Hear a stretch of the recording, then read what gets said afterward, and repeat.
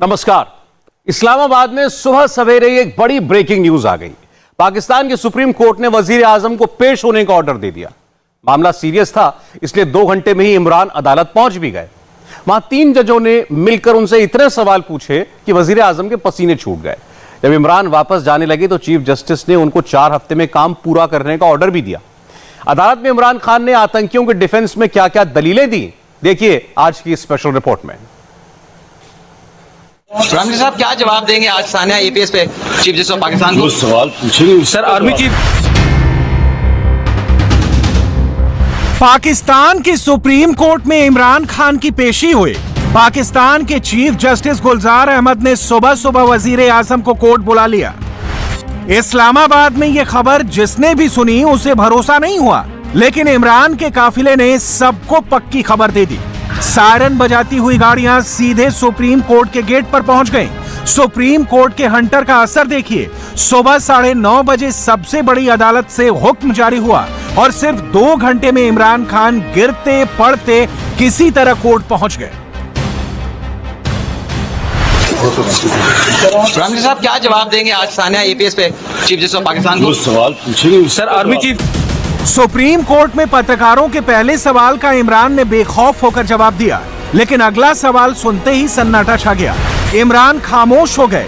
मजबूर होकर फवाद चौधरी ने अपने प्राइम मिनिस्टर को डिफेंड किया। खान साहब साबिक आर्मी चीफ DGISI के खिलाफ मुकदमा दर्ज करने के लिए इक़दाम उठाएंगे आप?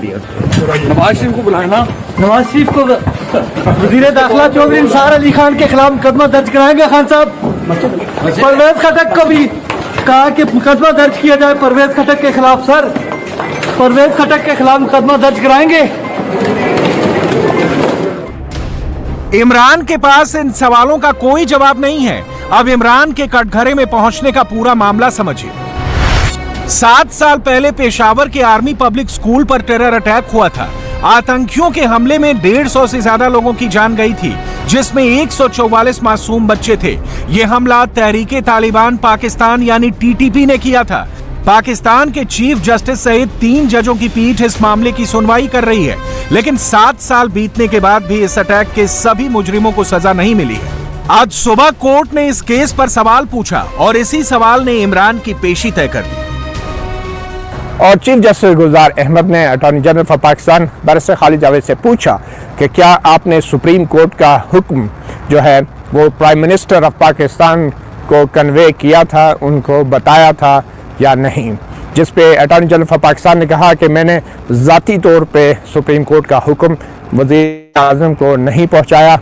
अगर किसी और जरिए से उनको ये हुक्म पहुंच गया हो तो उसके बारे में वो कुछ नहीं कह सकते। चीफ जस्टिस ने ये रिमार्क्स दिए कि आपकी संजीदगी का ये आलम है कि वज़ीर आज़म को बताया तक नहीं गया। हम वज़ीर आज़म को बुलाते हैं और उनसे इस मामले पर खुद बात करते हैं। अब केस की समाअत में वक्फा है। आधे घंटे के बाद केस की समाअत का आगाज़ दोबारा होगा और जब केस की समाअत का आगाज़ दोबारा होगा तो उस वक्त मुमकिना तौर पर वज़ीर आज़म Pakistan Imran Khan supreme court of Pakistan के सामने पेश होंगे। किसी मुल्क के प्राइम मिनिस्टर को कोर्ट में हाजिर होने के लिए कहा जाए और वो भागता हुआ अदालत पहुंचे, इससे ज्यादा शर्म की बात और क्या हो सकती है। हालांकि इमरान की टीम ने इसे भी अपनी जीत बनाकर पेश कर दिया। आज एक दफा फिर वज़ीर आज़म इमरान खान ने यह साबित किया कि वो कानून और अदालतों के एहतराम के लिए किस कदर आगे जाते हैं। उनकी जो जदोजहद रही उसमें जो कानून और इंसाफ की अलमबरदारी है वो उनकी सियासत का खासा रही है। और आज एक बार फिर आप देखिए कि सुबह 9:30 बजे अदालत ने हुक्म किया कि वज़ीर आज़म आए और वो अपने घर से सीधा सुप्रीम कोर्ट में पहुंचे और अदालत के हुक्म के ऊपर की तामील की। पहली बात तो ये जो बात परसेप्शन जारी है कि प्राइम मिनिस्टर बड़ी बात है अदालत में, वो तो आना ही, और किसी जब अदालत हुक्म जारी करेगी तो प्राइम मिनिस्टर के पास चॉइस क्या है। लेकिन एक तो मरतबा फिर आज अदालत के अंदर प्राइम मिनिस्टर को ये पावर कराया गया कि बेसिकली आप प्राइम मिनिस्टर हैं, क्योंकि प्राइम मिनिस्टर जो थे वो जजेस के साथ ये मुकालमा कर रहे थे कि जी इस तरह एक 3 बच्चों का मामला नहीं और भी 80,000 लोग शहीद हुए और ये और वो, और जिम्मेदारान को पकड़ना चाहिए। तो अदालत ने कहा कि जनाब ये आपकी जिम्मेदारी, हमारी जिम्मेदारी तो नहीं, आप बाइख्तियार प्राइम मिनिस्टर है। कोर्ट के बाहर इमरान के मिनिस्टर्स ने ड्रामा करके असली बात छिपा ली। सुप्रीम कोर्ट में वजीर आजम के साथ जो कुछ हुआ वो पाकिस्तान के इतिहास में आज तक किसी ने सुना भी नहीं था। चीफ जस्टिस ने वजीर आजम को कैसे डांट पिलाई, इसे गौर से सुनिए। सुप्रीम कोर्ट ने कहा कि सरकार को एपीएस स्कूल में मारे गए बच्चों के माता पिता की बात सुननी चाहिए। इमरान ने भरोसा देते हुए कहा कि सरकार न्याय दिलाने का काम करेगी। सुप्रीम कोर्ट ने वजीर आजम को 20 अक्टूबर के ऑर्डर पर अमल करने के लिए कहा। तब इमरान बोले, 1 मिनट रुकिए जज साहब, अल्लाह स्कूली बच्चों के माता पिता को सब्र देगा। सरकार मुआवजा देने के अलावा और क्या कर सकती है? पता करें कि 80,000 लोगों को किसने मारा और ड्रोन हमलों का जिम्मेदार कौन है। जवाब में चीफ जस्टिस ने आईना दिखाते हुए कहा, इन चीजों के बारे में पता लगाना आपका काम है, आप वजीर आजम हैं। पाकिस्तान में हल्ला है कि इमरान की ऐसी बेइज्जती आज तक नहीं हुई, लेकिन नतीजा आने की उम्मीद अब भी ना के बराबर है। चीफ जस्टिस ने वज़ीर आज़म को मुखातिब करके कहा कि आप रियासत के चीफ एग्जीक्यूटिव हैं और इस मामले को तकरीबन 7 साल का अरसा गुजर गया है।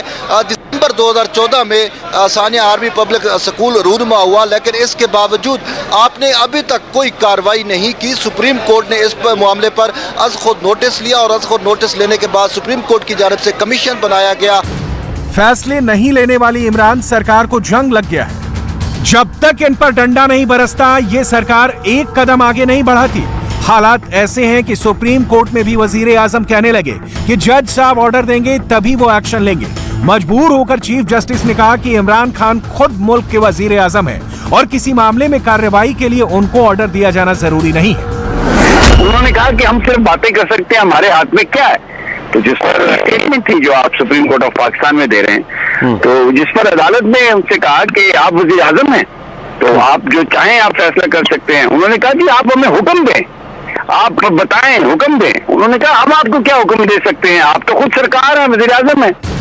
आप सोच रहे होंगे कि जिस टेरर अटैक के लिए इमरान खान की पेशी हुई वो तो 7 साल पहले हुआ, तब इमरान खान वजीर आजम भी नहीं थे, फिर उन्हें क्यों बुलाया गया? इमरान की पेशी की सबसे बड़ी वजह यह है कि वो इस समय पाकिस्तान के वजीर आजम हैं। मुल्क की सबसे ऊंची पोजीशन पर रहने के बावजूद इमरान लगातार इस मामले को इग्नोर करते रहे। पेशावर में जब यह अटैक हुआ था तो खैबर पख्तूनख्वा में इमरान खान की सरकार थी और जिन बच्चों की मौत हुई उनके परिवार वाले आज भी इंसाफ के लिए सुप्रीम कोर्ट का चक्कर लगा रहे हैं। ये माफी नामे देने वाले कौन होते हैं? हमारे बच्चों के कातिलों को ये माफी देने वाले कौन होते हैं? माफी दे सकते हैं? हमसे तो आगे पूछो। हमें कुछ नहीं चाहिए, हम अपना जायदाद भी दे देते हैं, 20 लाख रुपए भी दे देते हैं, लेकिन हमें इंसाफ चाहिए, सिर्फ और सिर्फ इंसाफ चाहिए। उनकी सूबाई हुकूमत थी और उस वक्त ये हमसे यही बातें और दावे कर रहे थे कि जैसे मुझे वफाक में मुझे हुकूमत मिलेगी, मैं जो हूँ वो आप लोगों के सारे मसले हल कर दूंगा, आप लोगों का इंसाफ का सारा हिस्सा मैं कर दूंगा। इंशाल्लाह एक एक को चुन चुन के मैं आप लोगों को इंसाफ दूंगा।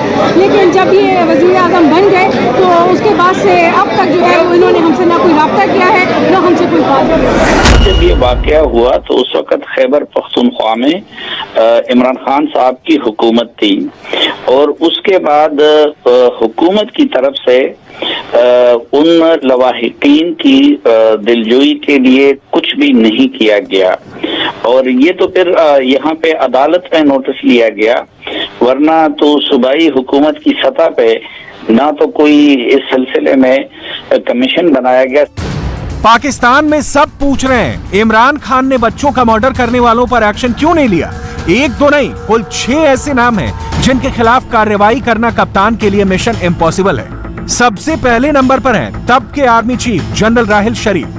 आजकल राहिल शरीफ सऊदी अरब में 39 मुस्लिम देशों की काउंटर टेरर फोर्स के कमांडर इन चीफ हैं। दूसरा नाम है जनरल जहीरुल इस्लाम, जो तब आईएसआई के चीफ हैं। ये इतनी ताकतवर शख्सियत हैं कि 2012 में फोर्ब्स मैगजीन ने उनको दुनिया का 52वां मोस्ट पावरफुल पर्सन बताया था।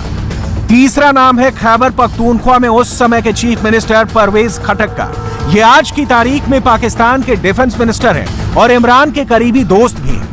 दिसंबर 2014 में पाकिस्तान के होम मिनिस्टर, पेशावर के कोर कमांडर और खैबर पख्तूनख्वा के होम सेक्रेटरी भी इसी लिस्ट में हैं। एक और नाम तब के वजीर आजम नवाज शरीफ का भी है। इमरान सरकार सिर्फ नवाज पर एक्शन के लिए तैयार है, लेकिन पब्लिक डिमांड है कि सभी लोगों पर एफआईआर हो। आरोपियों में इमरान के मंत्री भी शामिल हैं, इसलिए ऐसा होने की उम्मीद नहीं है।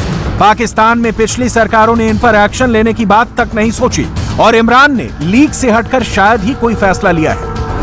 लवाहिकीन जो है वो कह रहे हैं कि जी उस वक्त के आर्मी चीफ, उस वक्त के DGISI, उस वक्त के वजीर दाखिला और उस वक्त के वजीर आला खैबर पख्तूनख्वा वो जिम्मेदार हैं, उनके ऊपर FIR होनी चाहिए, उससे कम पर वो बात नहीं कर रहे।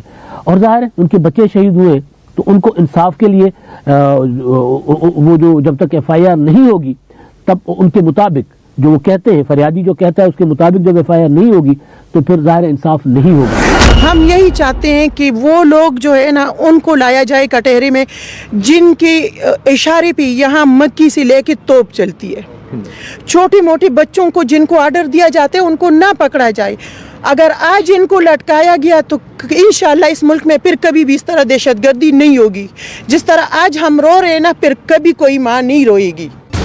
मुद्दा सिर्फ ये नहीं है कि इमरान खान ने APS टेरर अटैक में इंसाफ की कोशिश नहीं की। इमरान सरकार ने बच्चों पर अटैक करने वाले टेरर ग्रुप तहरीके तालिबान से न सिर्फ समझौता किया बल्कि 1 महीने के सीज फायर का भी ऐलान कर दिया।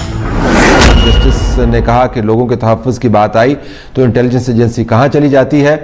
दौरान समाअत अदालत में TTP से मुज़ाकरात का भी तज़किरा हुआ और वज़ीर आज़म जब रोस्टम पर मौजूद थे तो कहा गया कि क्या हम दोबारा से अदालत की तरफ से, बेंच की तरफ से कहा गया क्या हम दोबारा से सरेंडर करके मामलात को ख़राब करने वाले हैं। लेकिन जो कोई रियासत पाकिस्तान के ख़िलाफ़ मुसल्लह जद्दोजहद शुरू करता है तो वो आइन को कैसे मान रहा है? वो आइन, उसके साथ आइन के अंदर रहते हुए पहले तो वो अपनी मुसल्लह हैसियत ख़त्म करें और कहें कि हम हथियार उठाने बंद कर रहे हैं। ये 1 माह का सीज फायर क्या है? ये 1 माह का सीज फायर तो 2 फौजों के दरमियान होता है कि 2 मुल्कों के दरमियान हो जाता है। ये मुल्क के अंदर ही किसी ग्रुप के साथ आप 1 माह का सीज फायर कोई आपकी रियासती कामयाबी तो नहीं है, ये तो रियासती कमजोरी है। और फिर खबरें आ रही हैं कि आपने रिहा भी किए हैं तो आपसे कुछ लोग, और ये सब कुछ कोई रियासत, एक मजबूत रियासत की निशानी नहीं है। पाकिस्तान में सिर्फ इमरान खान ही नहीं, इससे पहले 3 और वजीर आजम भी सुप्रीम कोर्ट में बेइज्जत हो चुके हैं। नवाज शरीफ को 1997 में अदालत की बेइज्जती करने के मामले में सुप्रीम कोर्ट जाना पड़ा था। 2012 में यूसुफ रजा गिलानी ने कोर्ट का हुक्म नहीं माना तो उनकी पेशी हुई। 2012 में ही राजा परवेज अशरफ को भी सुप्रीम कोर्ट की तौहीन के मामले में पेश होना पड़ा था। यानी इमरान ने कोई नया काम नहीं किया है, वो ऐसा करने वाले पहले वजीर आजम नहीं है और अंतिम तो बिल्कुल नहीं है। आज का दिन बहुत अहम था, कौम के लिए अहम और वजीर आजम इमरान खान के लिए। मैं ये चाहूंगा कि बाबर आजम साहब से स्टाम्प पेपर पर लिखवा दिया जाए कि फिर वो कहीं सियासत का रुख ना करें। हम पहले बहुत भुगत। आज सुप्रीम कोर्ट ने इमरान का काउंटडाउन शुरू कर दिया। इमरान खान को चीफ जस्टिस ने 4 हफ्तों का टाइम दिया है और इस टाइम लिमिट में इमरान ने नया बहाना तैयार नहीं किया तो सजा भी मिल सकती है। इंडिया टीवी हर वक्त हर जगह डाउनलोड करने के लिए सर्च करें India TV news Google play store या ऐप स्टोर पर।